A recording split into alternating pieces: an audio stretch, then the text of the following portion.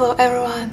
During our today's short tutorial, I will teach you how to paint lovely illustration in Ukrainian folk art, which is called Petrykivka. I hope you will like that. I'm gonna use my new gouache brush set for that, and if you are ready, grab your iPad, Apple Pencil, and let's get started! And guys, we're gonna paint this lovely illustration, and also I want to show you the brush set that I created, which is called Petrykivka. And this brush is about Ukrainian folk art, Ukrainian ornaments. I'm gonna show it to you. It can ease your painting process a lot, because just thanks to the one tab you can create the whole illustration. You might change the color if you want. For example, I like this lovely purple color. Yeah, here.